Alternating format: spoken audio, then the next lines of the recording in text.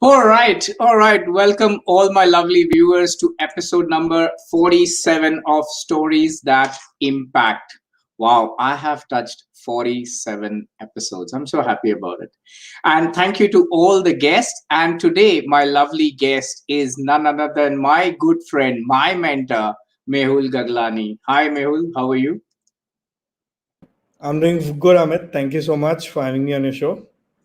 Thank you very much for coming on to the show and blessing me with your wisdom. So, before I hand over to Mehul, a person who was born in a chawl in Bangalore in India, that's a little southern part of India, bad at studies like me, loved finance, become a CA, and he moved to Dubai. He's in Dubai, by the way, right now.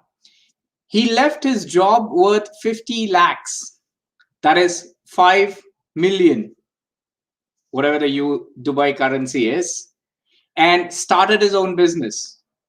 He made lots and lots of millions of dollars there, and traveled several countries, lived the dream life, had a fantastic, not just one, more than one cars, home, everything that one person, a human, can desire. Few bad decisions, I would say very bad decisions, and he was broke. So the show name is Crorepathi to Roadpathi. So for the people who do not understand that those specific Indian Hindi words, it is basically from going to, we always know from rags to riches. He's the one who went from riches to rags. Okay, of course that's the back end, but what happened because of that is that he went into mental depression, financial breakdown, emotional turmoil and physical imbalance. Of course, that's going to be one of the aspects that happened. Now, moving from that part to where he is today, back on his feet, helping thousands, millions of people, and a part of a fantastic community called as Passionpreneur Dave Gadvi. And with that, I want to ask, before I give it to Mehul, I just want to ask Mehul, share the fact. Let's go back, very back. And I'm sorry if I dig in a bit of graves there, but I want to know that, you said you're born in Chawl, you're bad at studies.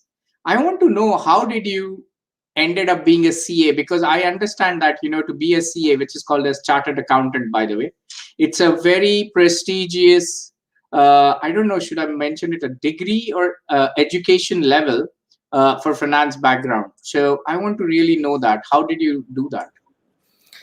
You know what? I think the story of me being a CA is absolutely coincidental and accidental at the same time. So, like I keep saying, people, I was very bright in studies. Huh? Ladies and gentlemen, I was very bright. We had 60 in the class. I would always be on the top from the bottom with the 45th and 60th rank, right?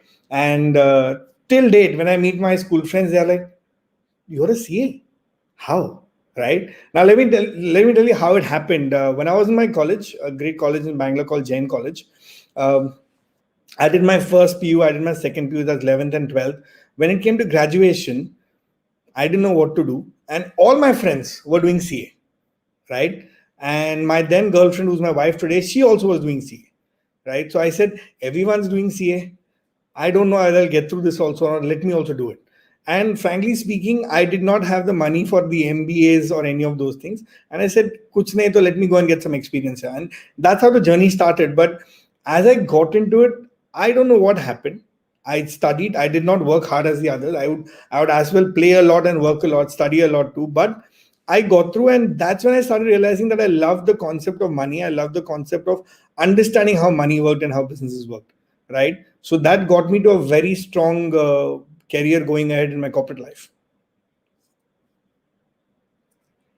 Wow, that's interesting, So you actually are a person who can actually share to the world that, sometimes you do not have to, you need to love the thing that you do, whether it's being, getting into the most, how should I'm just thinking of the word, most difficult exams that is there in India, and still, being from the bad student to the best and clearing it off. So how, how did, how did you feel once you done your CA?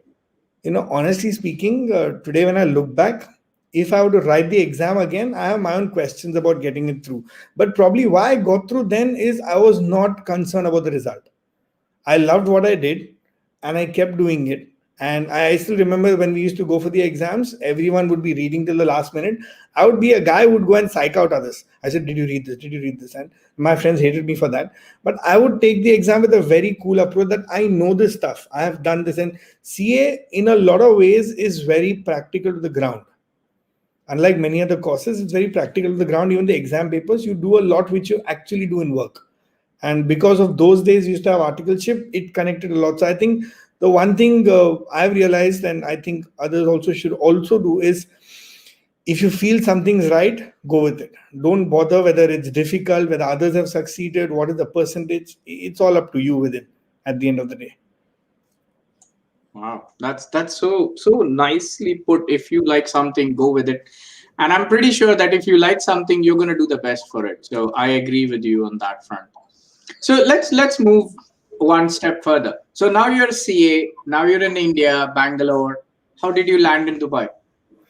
So I used to work with Ernst& Young, and the work pressures were amazing. Yes, a great place to learn, but the pressures were a lot. And one fine day, I got this opportunity of getting a job in Dubai, and I said, "Why not give it a shot?" Right? I flew down to Dubai because I had earlier interacted with a few of those people back in India, and I connected them, and I joined a company called Panelco Foster here. It was an amazing 3 years of experience, one of the best jobs I've ever had. Unbelievable colleagues. It was more like a family working together. But sometimes when you're so together, you always feel, is there a scope to grow more? And that is when the network marketing industry caught on to me, and that is when my journey of true sense of going out on my own started. Right, that was the time when I was about 29 years old, and someone came and drew some circles on a paper and said, "This is how you get financial freedom."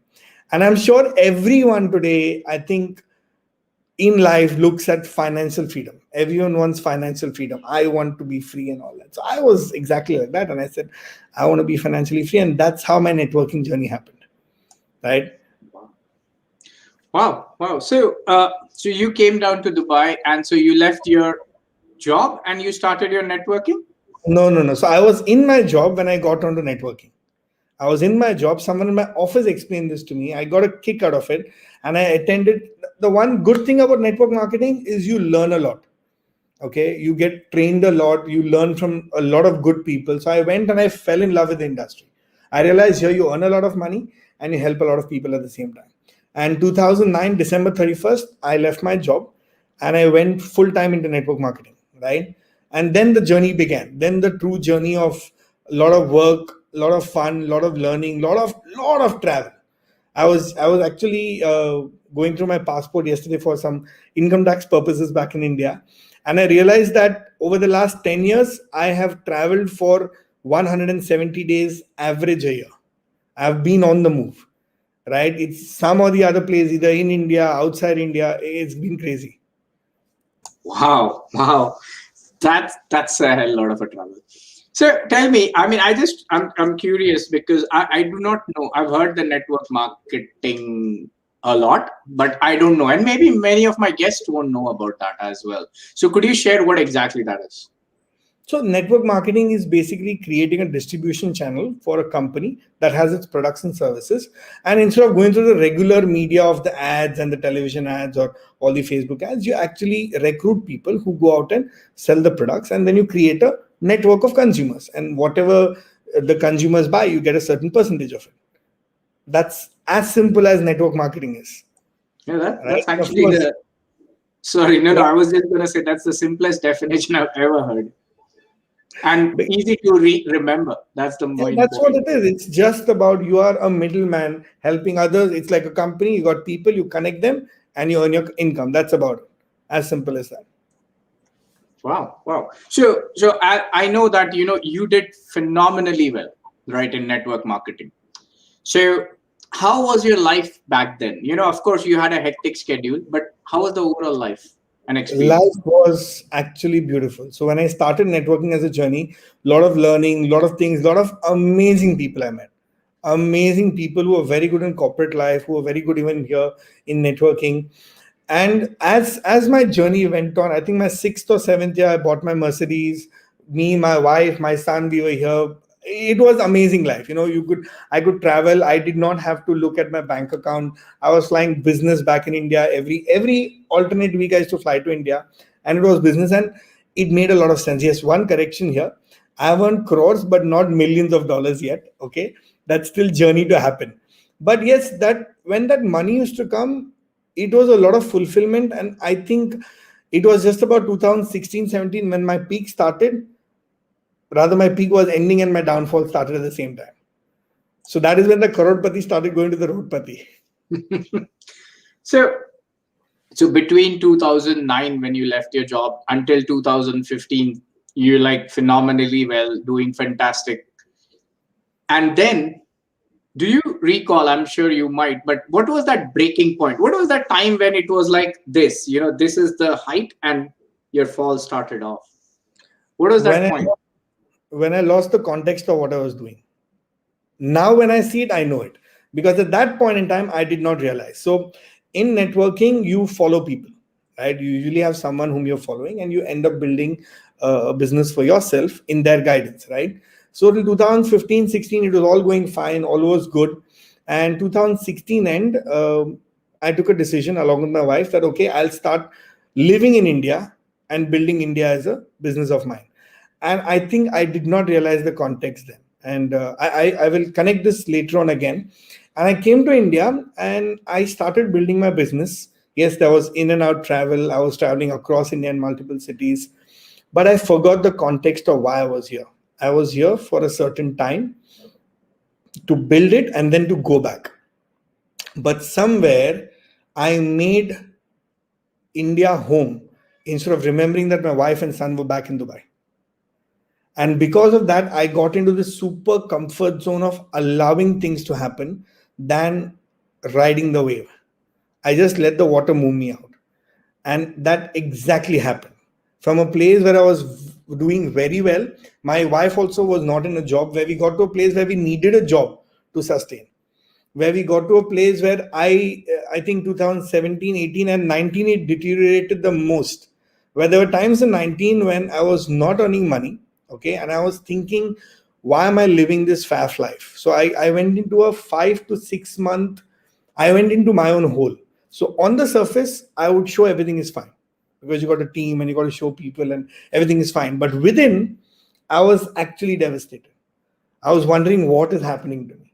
I was wondering what happened to the bank balance. It's gone to zero, and now I'm going negative. I got into a 100,000 dirham debt, right? That's roughly about 20-25 lakhs of debt, which I've not seen for 20-25 years. I've never seen debt. I got into a debt. I got to a place where in beginning of 2020, I had to sell my car to pay my rent check and my son's school fees, right? And so that got to a place where it was a lot of realization, and I made blunders. I absolutely accept it. I made blunders. Karma bites back. It bit me back. And all the networking has this concept where you make someone an idol. So I had made people an idol. People had made me their idol. And that image, when it got broken in 2019 December, where I was emotionally devastated because things between me and my wife were not working well. Okay, got totally emotionally devastated. Financially, I was broke, physically unfit, spiritually lost, and mentally, honestly, very unstable. At that point in time, I mean, if someone goes back and sees my social profile, I had long beards, and I was lost. I was not stable here, right? And I thank passionpreneurs and I thank Dave Gadvi, because the one sane decision I did, although I was broke, I paid a good hefty sum of money and I joined Passionpreneurs as a mentoring program. And why did I do it? Because somewhere I realized that what network marketing had made was do this to me. I was not going beyond this. I thought this is it, is the world, and there's nothing beyond this. And when I met Dave, something clicked in. I had no money. I was broke. I actually broke my insurance policies and paid the fees for it. And it ran in lakhs, right? Indian rupees. I broke my insurance policies because I said, you know what? Anyways, there's nothing left. If I can't do it, then it's no use. So as well, give it all. And I got in and I performed well the first 3 months. I started doing my stuff. But when the roadblock hit between me and my wife in our relationship, oh, that was a time that I got completely crumbled from inside. I couldn't do anything. I was numb. I think I remember the first 3 weeks of January 2020, I was numb. I was still doing my networking business. I was still traveling from Dubai to Oman, and I was still helping my Omani nationals over there to build a team. But internally, I was out. I was absolutely out, right? And that is the time when, I think that is the time that changed my conviction from running for money, earning for money, to actually understanding myself. That was the first time I said, you know what, chuck all this, man. All the friends, in networking, as I said, people make you an idol. All the people who were idolizing me were now talking crap about me on my back, were not willing to talk to me. The people who swore day by saying, you know what, Mehul, I'll give my life for you, were not willing to pick my call. And I just realized at that time how fragile people are, how fragile I was, right? And then I said, okay, fine. So if there's nothing and it's only me, what can I do? I said, let me work on myself. And that's when I said, if the universe is doing this to me, this is for a good reason. Sometimes in life, I think you want to make yourself believe something.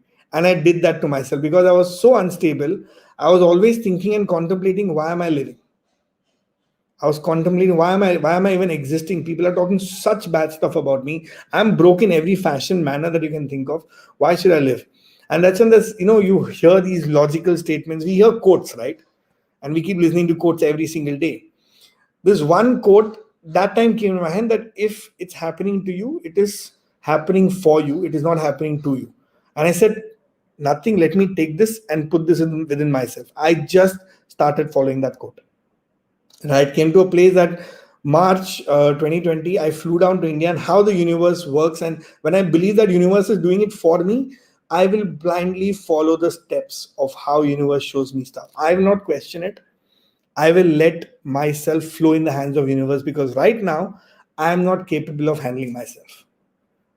So one thing I've realized is, when I was not capable, I let it go and let the universe guide me. And universe told me, fly to India in March. We had a session of passionpreneurs for 2 days, a physical session. And I flew amongst the COVID hype, amongst people saying, don't fly to India, this will happen, that will happen. In my head, I was like, there's nothing left for me, so no big deal. Let me go. Anyways, credit cards are getting swiped, so let me swipe once more and go. And I'm in my 100,000 debt. I'm still in my 100,000 debt. Okay. I flew to India. March 15th, 16th was the 2-day event in Pune.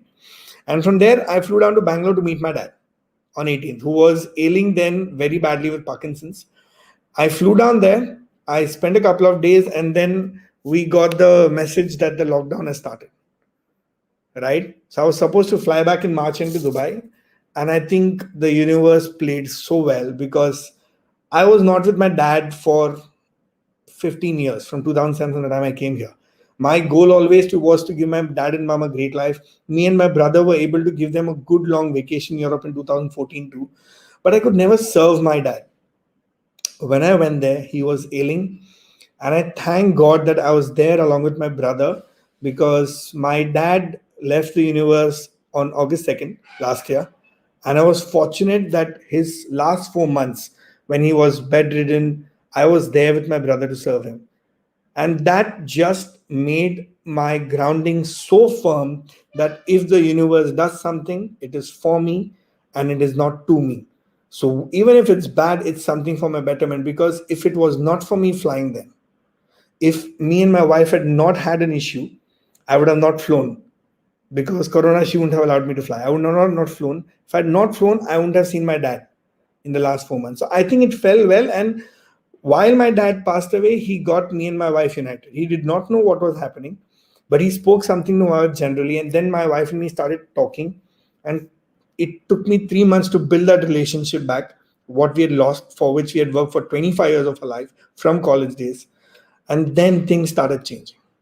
And that is the first time in my life I just told myself, enough, now stop thinking about what I want in terms of monetary goal. I created my own mental framework. I said, I want to learn, work, play. As simple as that. I just want to learn, work, play, learn, work, play. 40% learn, 40% work, 20% play. And that was the time I started saying, where can I work? And then I got an opportunity to work with Dave as a co-mentor. And then Dave told I wanted to be a part of working in a job again with me, which I quit for 10 years. I'd not done jobs. I didn't know how to say yes or no. So, and that's how the journey changed. So that's how from the Crorepathi to the Roadpathi happened. Wow, wow.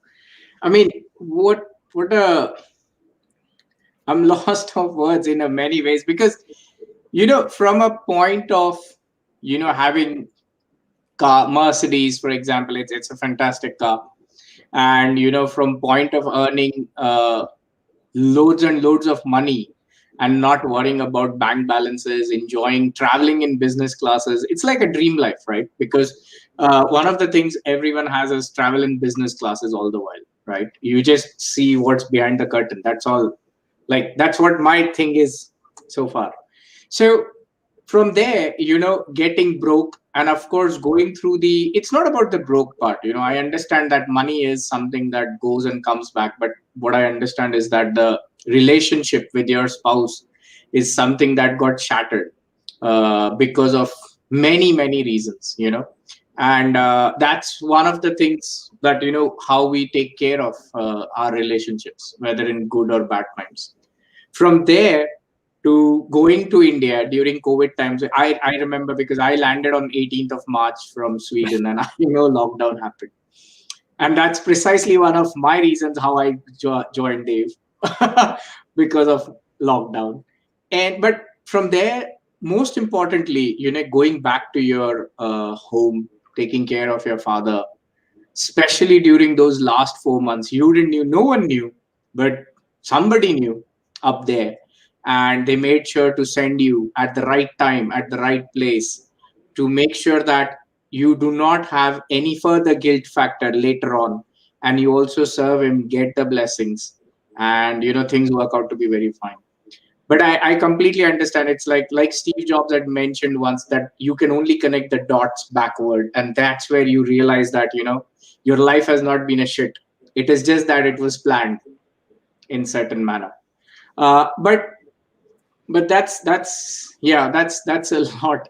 So I know you had your share of struggle. Right now your wife had her share of struggle, because most of the time we always see the one side of the area, right? We don't see the other side, which is our spouse or children, or our family, whoever is there at that moment. How did she cope up during your those tragic days? I'll tell you what, I owe a lot to my wife because she's a very, very, very strong person. When we started together from college days, and she's been an absolute go-getter.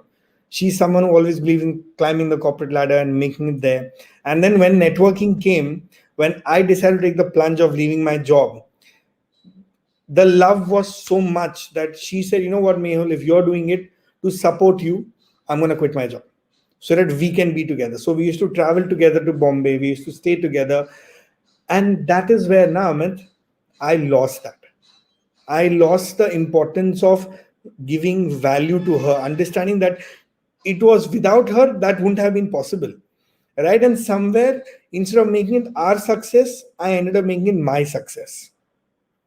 And that was one of the biggest blunders I did, not understanding, not appreciating her.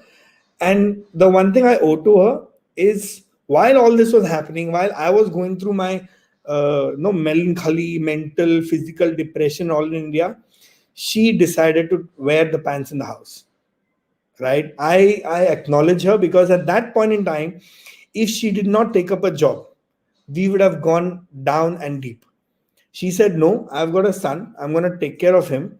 I'm going to take up a job. It doesn't matter after 10 years of break. It doesn't matter what salary I get, but I will create my position again." And I think, I'm sorry, I'm getting overwhelmed. I think she is amazing because she took that stand. She took that stand. She said, "It's okay if Mehul is going through this." And the worst part, I'd never communicated with her that I was going through this. So she, in her mind, was thinking that I don't know what the hell he's doing there, because I know if she knew I was emotionally down, she would have probably flown down and sat down with me. right? But she just said, you know what, it's okay, he's doing his stuff there, let me do my stuff. So she used to do the business, and she used to do the job, and she used to take care of my son single-handedly in Dubai, right? So I owe her all of that. My first 5 years of my son, I've not been there. I'm not even seeing him grow. And I regret it, but I just realized that there's no point regretting any more about it. Now it's all about looking in future. So when we patched up, when things got better last August, we stay together as a family. Things have changed. The 100,000 debt has gone. Now the bank balance is positive. She and me are doing well. We laid down our own rules in our marriage, right? When I say rules, I wouldn't say rules. We laid down our own consensus of multiple things, of what was not going well. We actually aligned ourselves together, right? So yes, she is an absolute rock star. Today she's doing very well in corporate, right? She's heading a big company here in Dubai as the finance head. So if it was not for her and the pain she went through, I can't even describe it. And just imagine, Amit, I was there alone. She had to face my son, put on a smile, do the work, and ensure things happen. Right? So I owe her a lot. I owe her a lot. Wow, wow. No, a lot of your part reminds me of my story, because like my wife is also my high school girlfriend and so on. But I truly believe in one thing, it doesn't matter what people generally say, is that females they're like the rock stars, they're like so strong than any male counterpart in general. It's just that people underestimate them most of the time. And you're rightly correct that sometimes we just don't, we value the person once the person is a bit away from us, or the person is upset. Till that time, when you don't value them at the right moment, it just crumbles across. So Absolutely, absolutely agree. yeah. And hats off to her again, that because that was my point, because she, being in Dubai and now alone, she has to take care of the work, she has to take care of its son. And I know, because we understand how children are when they are in their very young ages.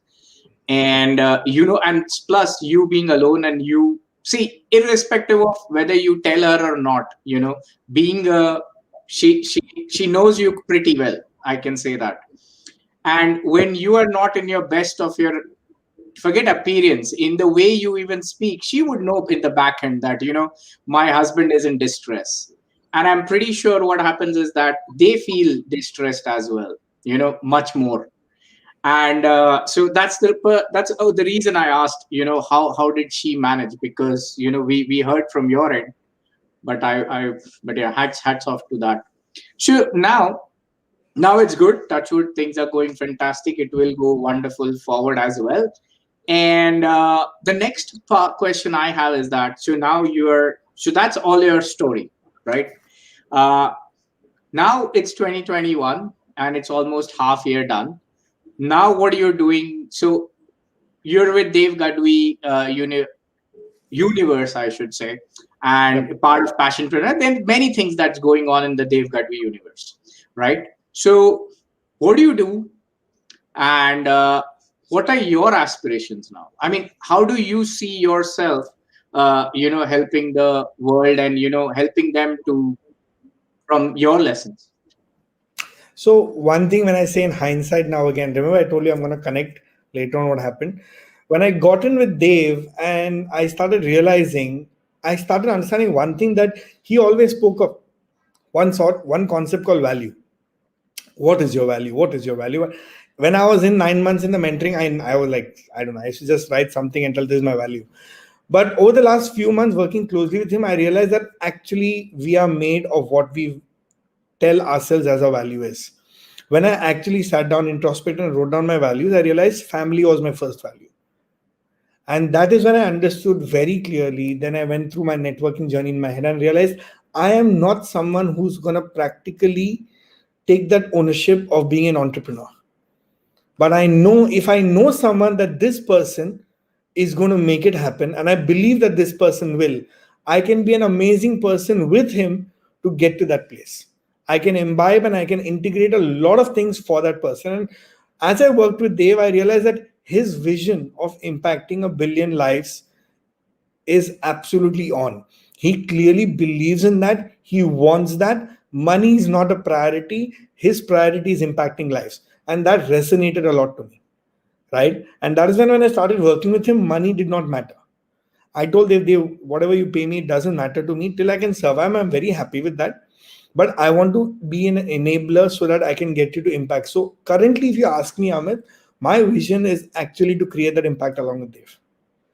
Okay, so I'm not seeing beyond like 5 years. I'm not seeing that 10-year, 20-year. No, I'm not seeing that. I'm seeing while I'm with Dave, I want to create this value for people. I want to impact them. And personally, I want to grow. So the point is, there's a lot of turmoil that I've gone through. Now, emotionally, yes, stability has come back. Financially, freedom is not there, but financial independence has come back. Okay, I don't have to again think of spending money. Okay, my mental strength has gone a lot. But what I right now I'm working is my spirituality and my physical stuff. I'm like 121 kilos. Okay, I've just got onto this concept that if I don't do this now, I'm never going to do it. Right? I'm 42 years young. So I want to ensure that by the time I'm 45 years young, I am back to the shape I was about 5, 6 years ago with 75 kilos of weight, fit, able to run a 10-kilometer run, which today I walk 25 steps and I'm like huffing and puffing. Right. So one thing that's very clear is I'm working on my physical, on my own body. And second, I want to connect myself to who I am, what I want to be. So I'm still working on that, but I'm glad that I'm able to work with Dave and add value to people, which at the end of the day gives a lot of satisfaction. When someone comes and says, Dave, that no, what, thank you so much, Dave.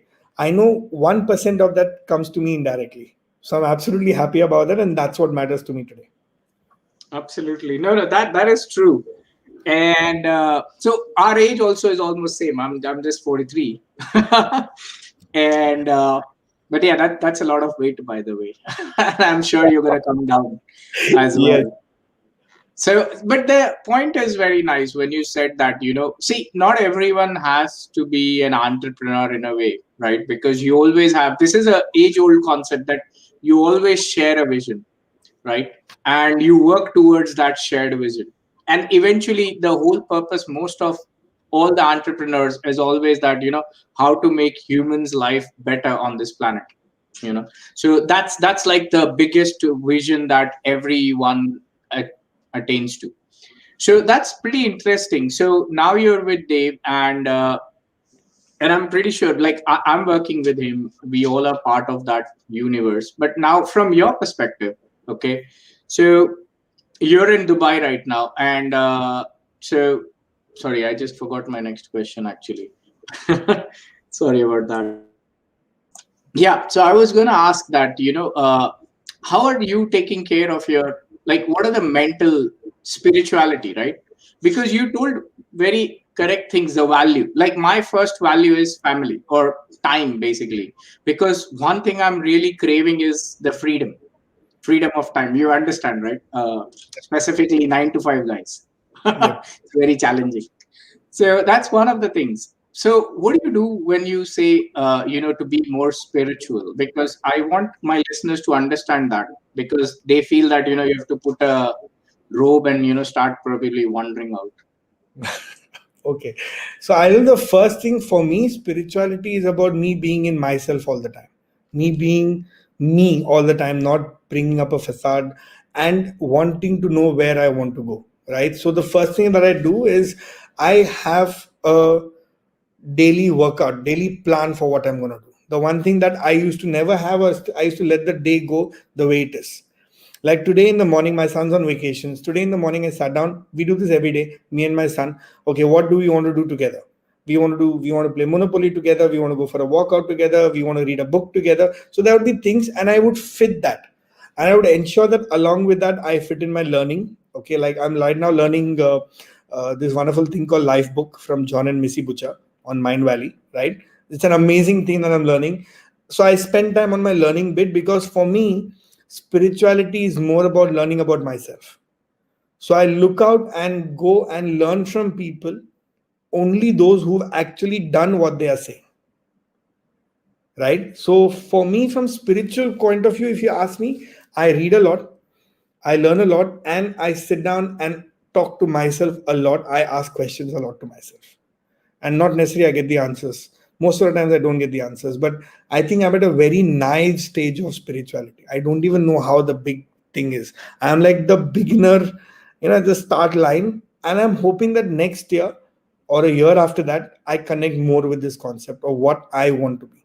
Right. So one thing that I would love to tell your listeners is, don't get caught up in the rut. If you plan your day, you can do everything.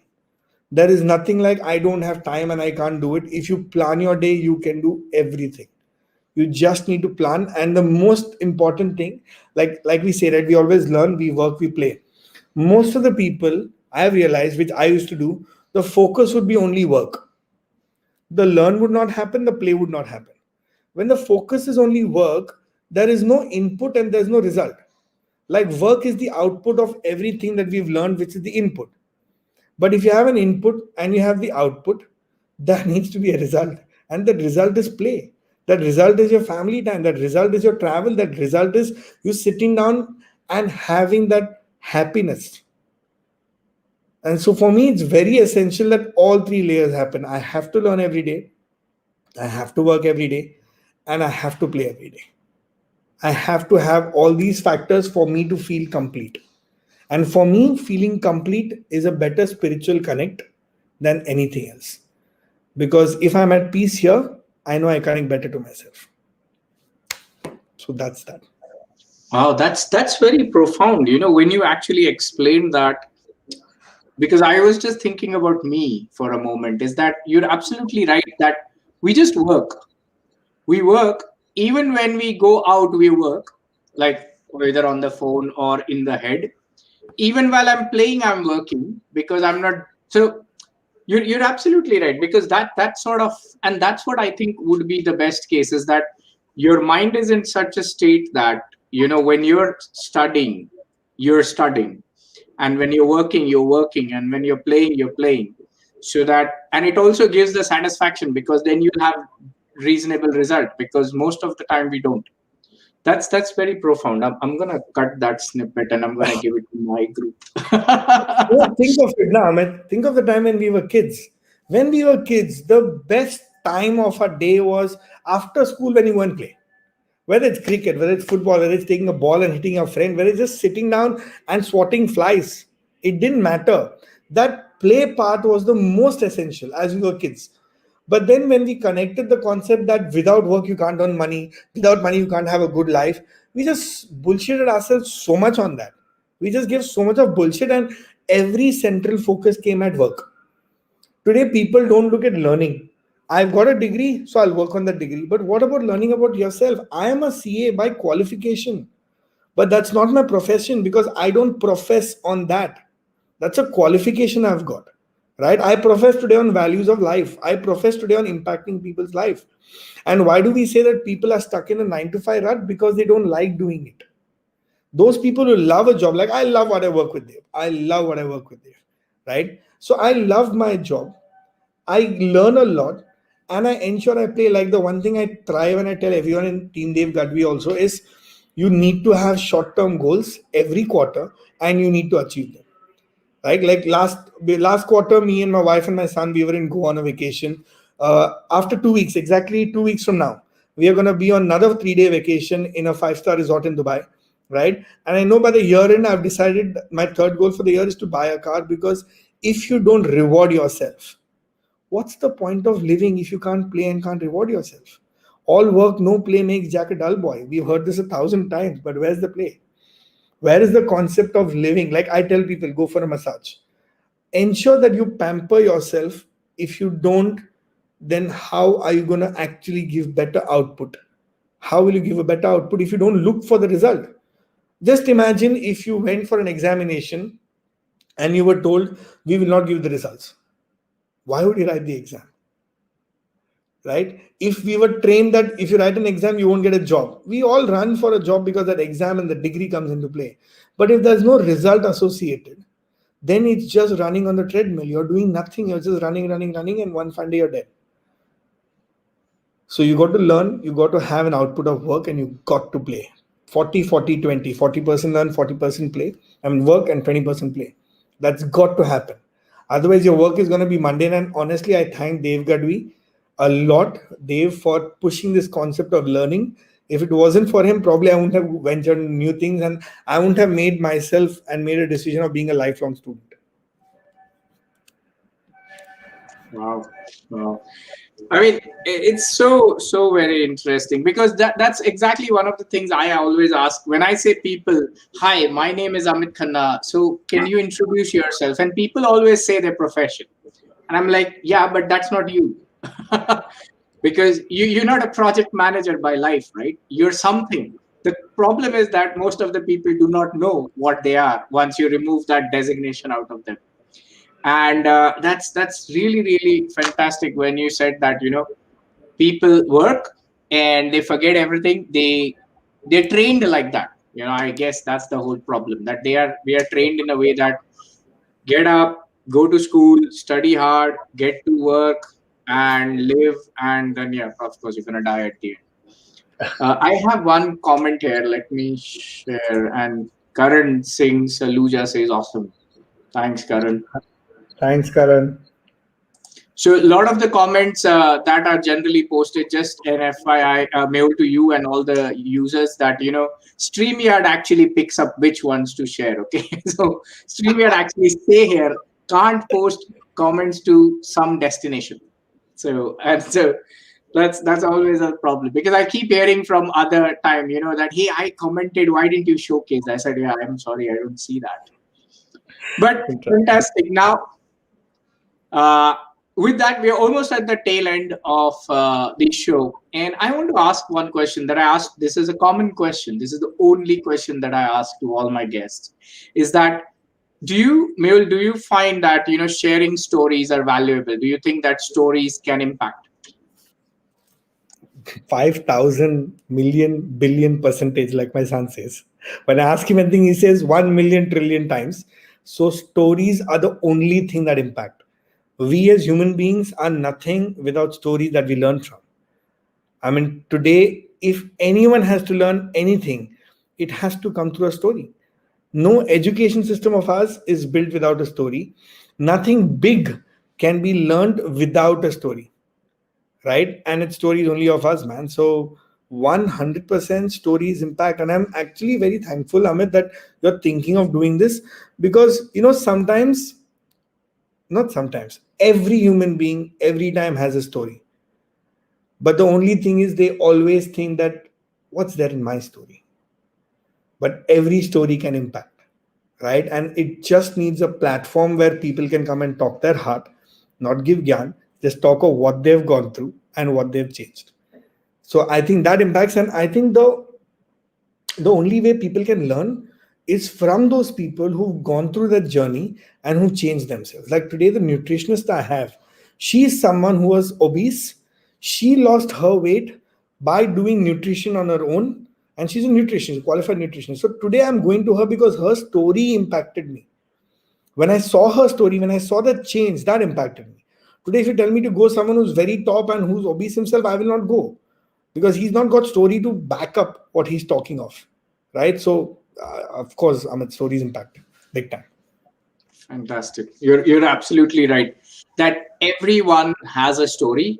It's just that they compare their stories to, I don't know, Bill Gates, Gary Vee, and they feel. And in fact, Bill Gates and Gary Vee might not have that powerful story that we common people have. It's just that, and that's one of the core reasons that I thought I'll raise this platform and get you all wonderful people to share it. So thank you very much, Mehul. So much. And thank you. And now to my lovely viewers, if you want to connect with Mehul, understand more and know his journey a little more better, connect with him on the YouTube. The link of the YouTube is already present in all the three platforms, that is Facebook, LinkedIn, and YouTube. You can, of course, ping him. He's tagged there. Just connect with him. I'm sure he'll be happy to connect with you and, talk about anything that you want to ask with respect to his story and what he's doing right now, and on the mission to help billion people with Dave Gadvi. So connect with him.